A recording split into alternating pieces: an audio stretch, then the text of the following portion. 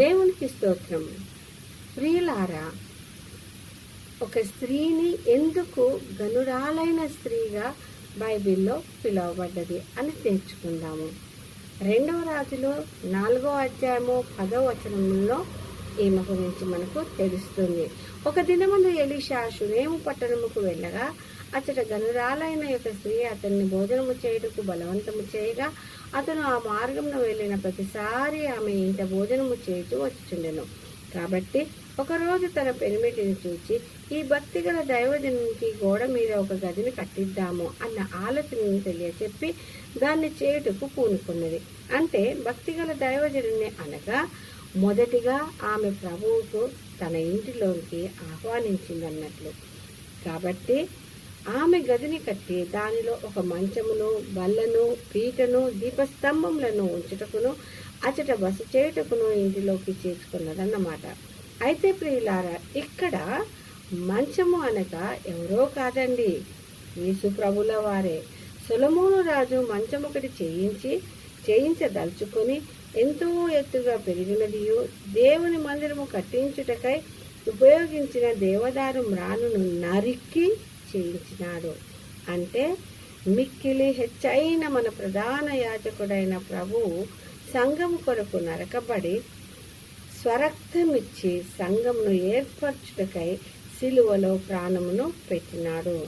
విమోచింపబడ్డ వారే అందులో సభ్యులు. ఆ విధంగా దేవునితో సభ్యత్వమును కోరుకుంది ఆమె. 2వదిగా బల్ల. మెఫీషబెతు శత్రు వంశములోని వాడే అయినప్పటికీ దావీదు తనతో సమానముగా బల్లపై భోజనము చేయుటలో సదాకాలము స్థానమును ఇచ్చినాడు. అప్పుడు దావీదుతో, నీ దృష్టికి మృతం వంటి వారము అయినను నీ బల్ల యొద్ద భోజనమును సదాకాలము చేయనిచ్చినావు అన్న విధముగానే ఎవరైతే ఈ లోకములో శోధనలను జయించి ఆయన ఆజ్ఞలను పాటించి ఆయన కొరకై జీవిస్తూ తెల్లని వస్త్రములను ధరించి జయించిన వారితో నా స్వరము విని తలుపు తెరచి జయించిన అపవిత్రపరచుకొనని తెల్లని వస్త్రములను ధరించిన వారితో నేను భోజనపు బల్లపై భోజనము చేతునన్నాడు. ఆ విధముగా బల్ల అనగా షరతు లేని ప్రేమను కోరుకుంది ఆ గనురాలు. 3వదిగా పీట. దేవుని ఉపదేశము లేదా దేవుని సహవాసము అని అర్థము. మోషే ఇశ్రాయేలీయులతో నీ పాదముల వద్ద అనగా ఆయన పాదముల వద్ద సాగిలపడి ఉపదేశములను అంగీకరించుము అని అన్నాడు. మార్త ఎంతో ప్రయాసపడిపోతూ లోక సంబంధమైన వాటికై ప్రయాసపడుతుంది.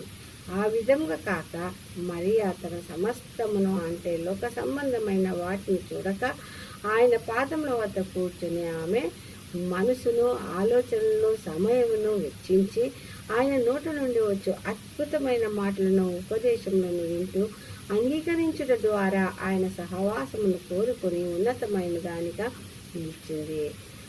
అదే సహవాసమును ప్రభువుతో ఈ గనురాలు కోరుకుంది. 4వదిగా దీపము. ఎలీషాతో దేవుని యొద్ద నేర్చుకొని మాకు నేర్పుము అని జనులు చెప్పినారు. మోషే 40 రాత్రింబగలు దేవునితో ఉండి సహవాసమును కలిగి 10 ఆజ్ఞల పలకలతో వచ్చుచుండగా మోషే వెలుగు ముఖమును, మండుచున్న ముఖమును ఎవరునూ చూడలేకపోయినారు. బాప్తిసమిచ్చు యోహాను గూర్చి ప్రభువు, నేను నా దూతను నీకు ముందుగా పంపుచున్నాను, అతడు నీ ముందర నీ మార్గమును సిద్ధపరచునని ఎవరిని గూర్చి వ్రాయబడ్డదో అతనే ఇతను స్త్రీలలో కలిగిన వారిలో బాప్తిసమిచ్చు యోహాను కంటే గొప్పవాడు పుట్టలేదని నిశ్చయముగా చెప్పుచున్నాను.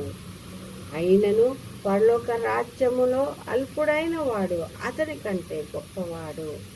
కాబట్టి ఈ విధంగా ప్రకాశించే జీవితములను కలిగిన వీరిలాగా వెలుగును అంటే వెలుగై ఉన్న ప్రభువుని కలిగి తన భారమునంతటిని ఆయనపై మోపి ఆయన సన్నిధిలో అల్పురాలిగా బ్రతకవలనన్నదే ఆమె కోరిక. కాబట్టి దేవుడు ఆమె పేరుతో కాక ఒక గనురాలైన స్త్రీగా పరిశుద్ధ గ్రంథంలో ఆమెను గురించి వ్రాయబడ్డది. ఆ విధంగా మనము కూడా దేవుని దృష్టిలో ఘనమైన జీవితంలో కలిగి జీవించుటకు పరిశుద్ధాత్మ తోడును సహాయాన్ని కోరుకుందాము. దేవుడు ఈ కొద్ది వాక్యమును దీవించును గాక.